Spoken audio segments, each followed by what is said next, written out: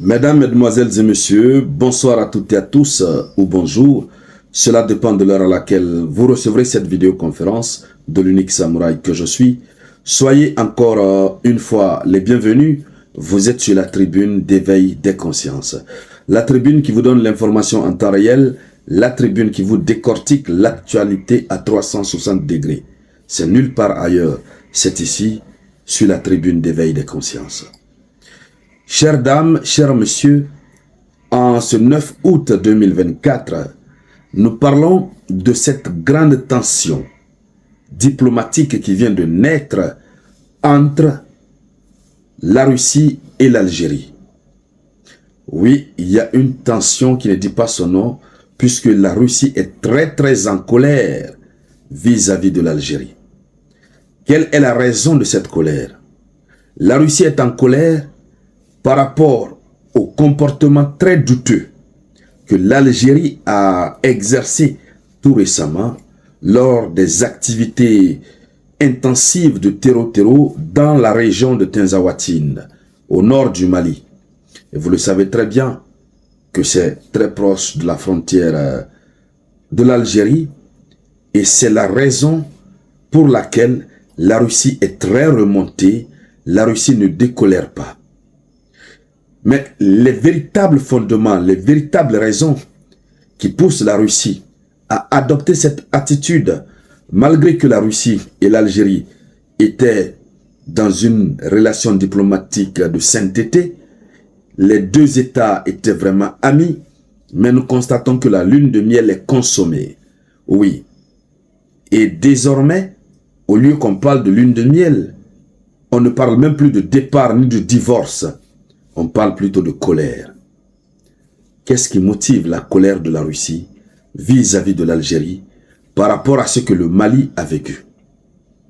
Il faut d'ailleurs rappeler que c'est une fierté pour le peuple africain de l'AES, pour les peuples africains de l'AES, de voir la Russie se lever ainsi contre un État qui, d'une manière ou d'une autre, est soupçonné d'avoir participé à des activités subversives, des activités de déstabilisation d'une partie de l'Afrique.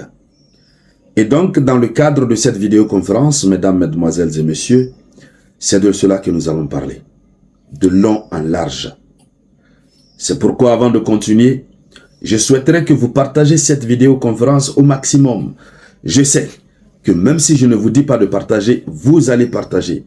Mais soyez tolérants, j'aime le répéter, pour les nouvelles personnes qui nous rejoignent ici dans le cadre de la noble lutte que nous sommes en train de mener.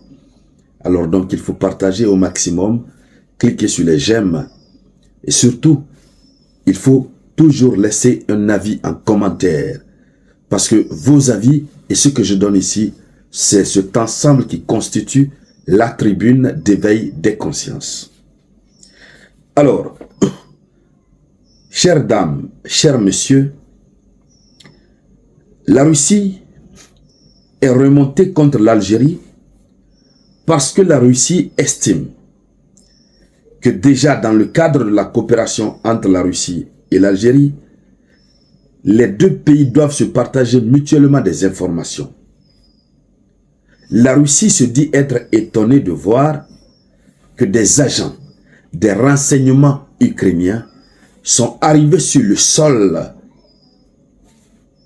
malien, au nord du Mali, et que les services de renseignement algériens n'ont pas remonté l'information aux services de renseignement russes. Dans le cadre de leur coopération, l'Algérie avait le devoir de remonter ces informations à la Russie, et même si la Russie même si la Russie ne devrait pas utiliser automatiquement, n'est-ce pas, ces informations, mais elle devrait les remonter au niveau de la Russie. Partagez-moi cette vidéoconférence. Partagez la vidéoconférence, s'il vous plaît. Donc, il y a cette coopération entre ces deux États. Je disais alors que même si la Russie n'était pas prête à exploiter l'information, mais vice-versa, les deux coopèrent. Mais tel n'a pas été le cas pour l'Algérie. Or, les services de renseignement algériens ne peuvent pas dire qu'ils n'étaient pas au courant. Et d'ailleurs, la Russie va très loin en disant que sûrement d'ailleurs, le ciel algérien aurait été utilisé.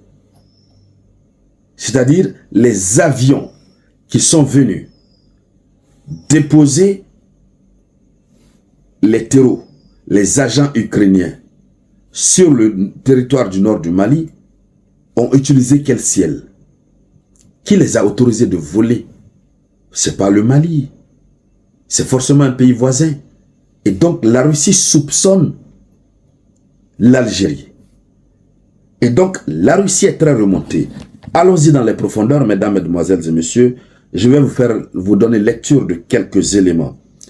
Mais je vous demande de partager cette vidéoconférence au maximum. Tous les Africains doivent recevoir cette vidéoconférence. Lorsque nous parlons de la Russie, voici une des manières par laquelle la Russie opère.